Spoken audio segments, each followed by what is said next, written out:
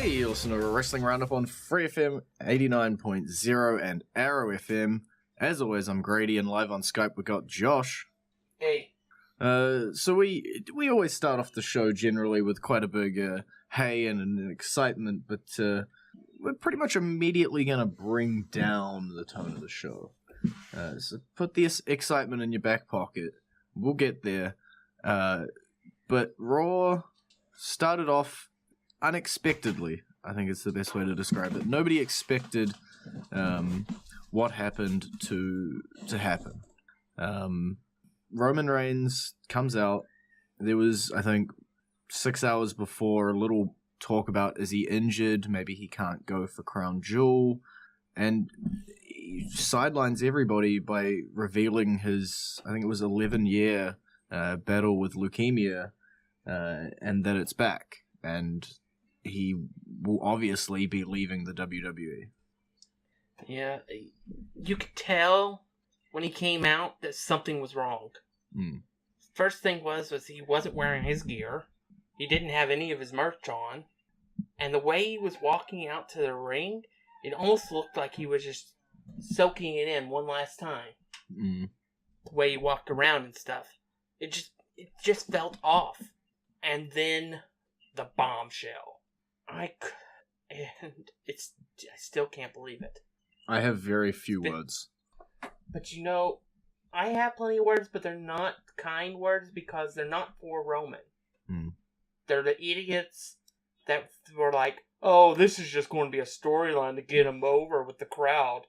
Why the heck would WWE do something like that? First off, they're going to make all of their sponsors mad and lose them. And probably end up losing the big television deals that they signed this year. And then the backlash that they've had over Crown Jewel would be nothing compared to using cancer as a storyline. Not even, we always joke about giving things like a Dolph Ziggler's chance or a Becky's chance. It's flat zero. There was no way in hell what happened was ever going to be a storyline. And that really ticked me off to see all that. Because that's something that they just cannot do. They can't afford to do. Even if they were that cruel. And for the most part, I believe that for the most part, they are genuinely good people. And they're not. And it would also be, this is occurring during the middle of their Breast Cancer Awareness Month, which just followed Pediatric Cancer Month. No.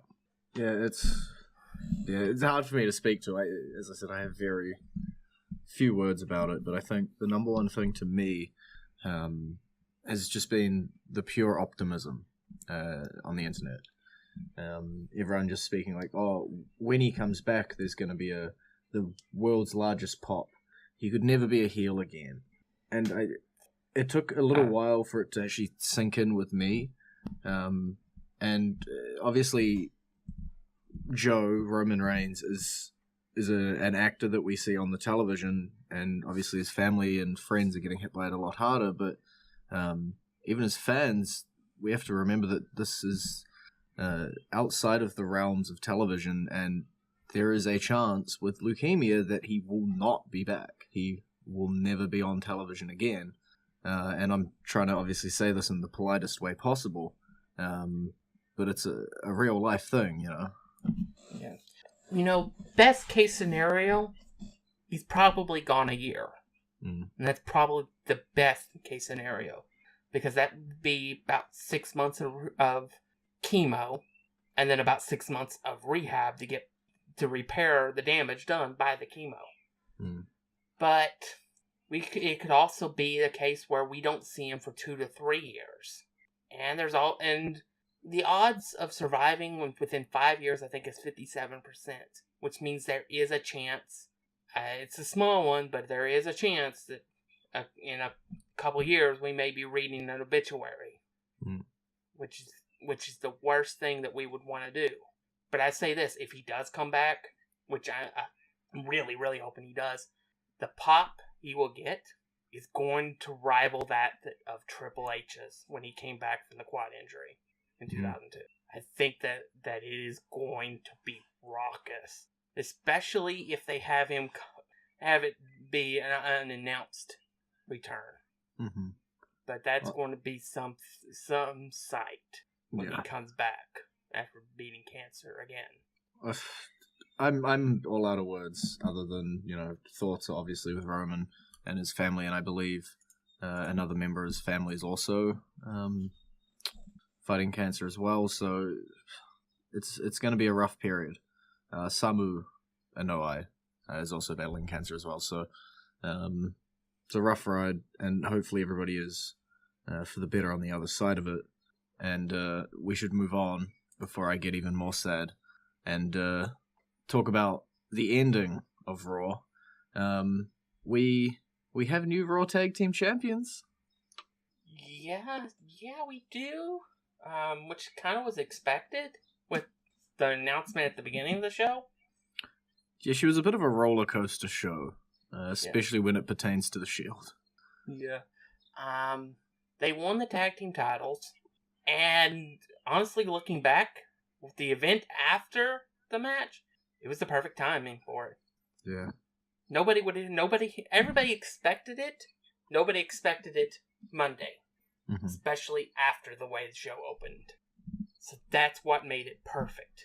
It trumped even Tommaso Ciampa's heel turn. Mm-hmm. Because of the significance of it. I'm seeing a lot of opinions flying both ways around this on, was it the right timing? Was it, should we have just left it for one night? All of this. But I think you're right in terms of it was going to happen. And I'm gonna assume that nothing happens like this without, everybody agreeing to everything and knowing exactly what they're going into beforehand. The Shield have enough power that if they didn't want to do something, I guarantee you they don't do it. Mm-hmm. So I'm guarantee all 3 members signed off on that. Yeah. And Roman's blood is in this building, in this business. He knows the business. He knows the show must go on. Mm-hmm.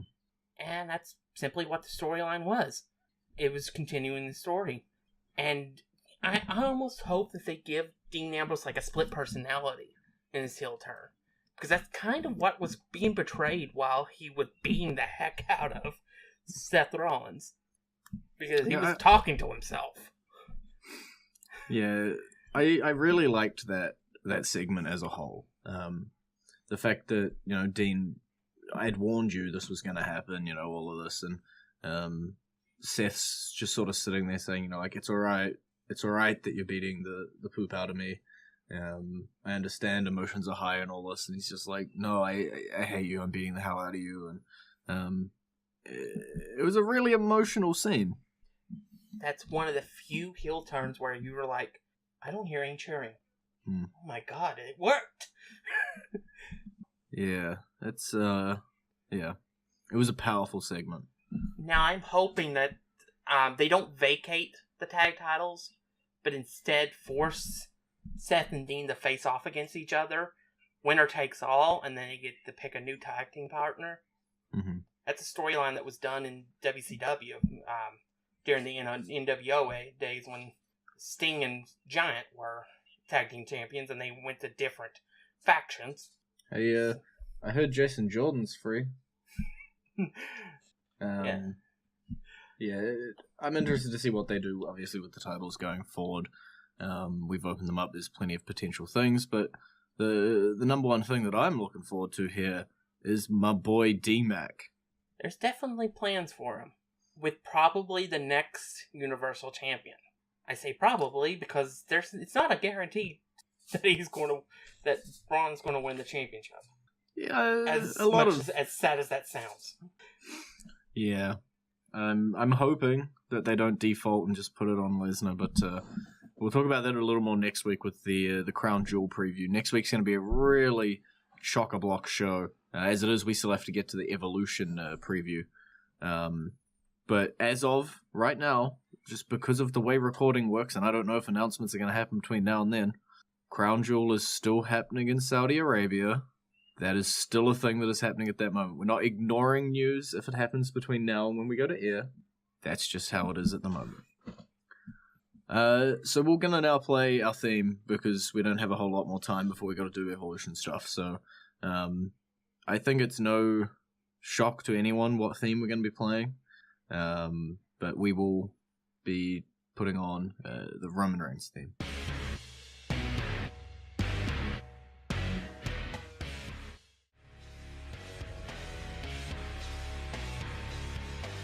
And you're back with Wrestling Roundup on FreeFM, ArrowFM, Grady and Josh. We've got about 10-15 minutes to get through Evolution. We got a lot to get through. Let's start off with the 6-woman tag team match we've seen 1,000 times. Riot Squad taking on Banks, Bayley, and Natalya. Why couldn't we have had some sort of crowning of a tag team champions match here instead? It could even be really from these 6 people, different combinations. But this was the perfect feud to build that to. Yeah.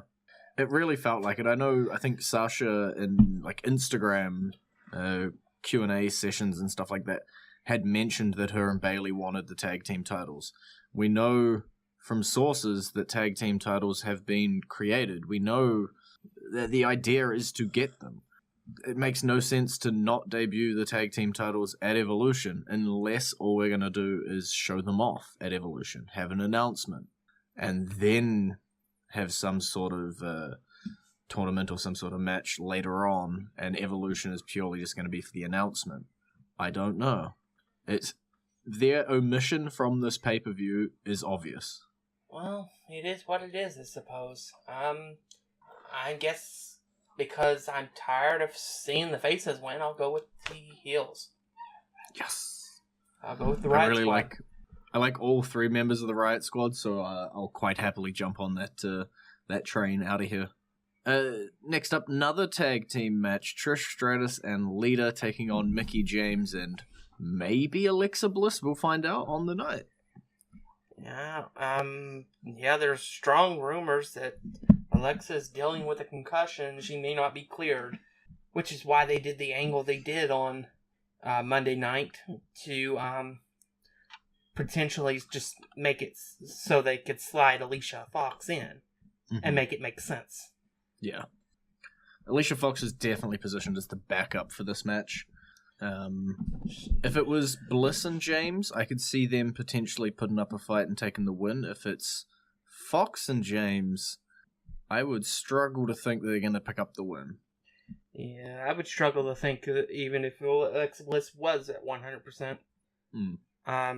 Because the Nostalgiac's going to win this match. Yeah. There's no doubt in my mind about that. I do hope Alexa's okay. And if she's not, well, we have the R-Truth of the women's division. So, it's okay. Yeah.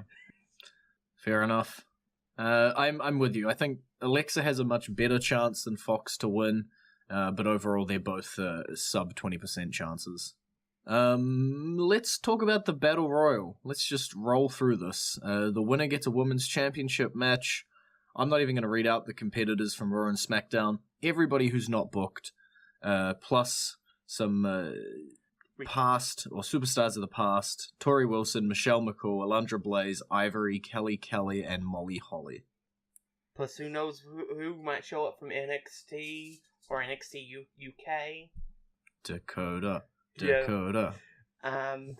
Who had a pretty good showing back at the Royal Rumble.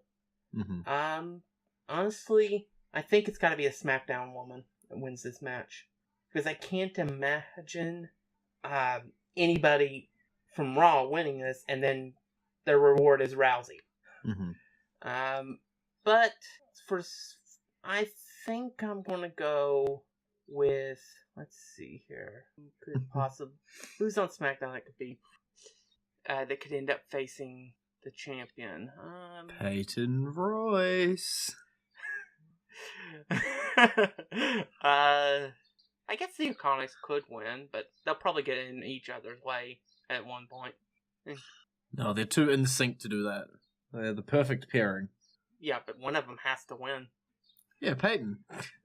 That's where the problem would come in lie. Yeah, this is almost impossible. I'd rather have Ember Moon win it, but I don't want to see her get absolutely demolished by Ronda Rousey. Mm-hmm, gotcha. I got a feeling we might see a surprise winner here, looking at the list. An NXT or an NXT UK, possibly as a way to call them up. I'm not entirely sure. I got a gut feeling that nobody on this list is gonna be winning. Well, you know what? There is one person in NXT that I could see getting called up through the match. Who you got? Shayna Baszler. She is in the NXT Women's Championship match, though, is the only downside. Unless that's on first, and then she surprises everyone by entering the Battle Royal. I could see something like that. I don't know why. I just got a real a feeling that it's going to be somebody who's not on this list winning. Yeah, it's entirely possible. I think this is more open than the Royal Rumble was. Yep, definitely. It's very possible they may default to Asuka winning. That's very possible. Yeah, I could see it. One match Asuka won't be winning, NXT Women's Championship, you just mentioned her, Shayna Baszler, going to be taking on the champion, Kairi Sane. Kairi been a bit of a thorn in Shayna's side. Not the biggest women's, but still managing to pick up the wins against the almighty strong Shayna Baszler.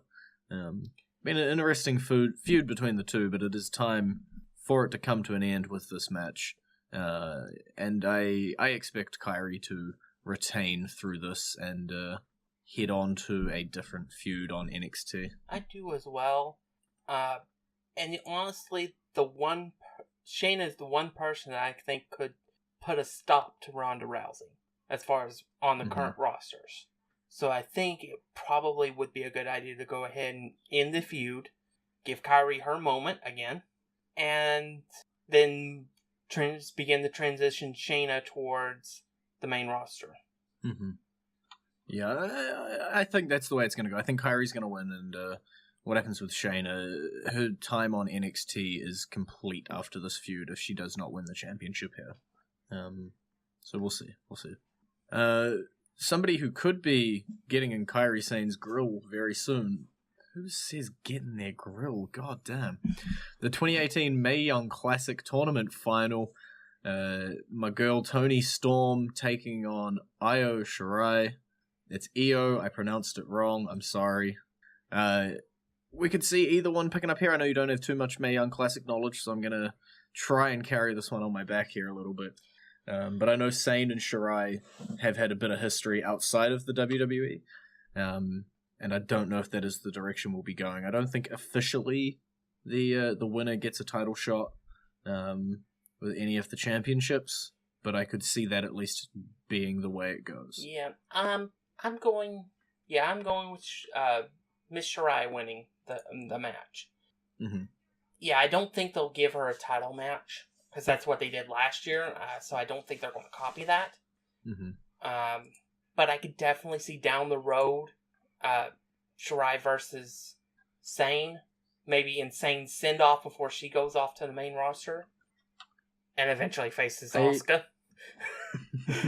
And then eventually we get a triple threat of all three. One thing I would like to note is that this NXT Women's Championship match, Kairi Sane versus Shayna Baszler, is an exact copy of the Mae Young Classic 2017 Grand Finals. Yeah, just 1 year later. Just something neat. Yeah. Something a little neat to note there. Yeah. I would totally want just a backstage segment with Asuka, Io Shirai, and Kairi Sane. I would just bust out laughing. Mm-hmm. Even if I don't understand anything that's being said, I would just bust out laughing. Yeah. I don't know if it's missing here. I can't find it in a rush. But some reason had it in my head that the NXT UK Championship match was booked for this.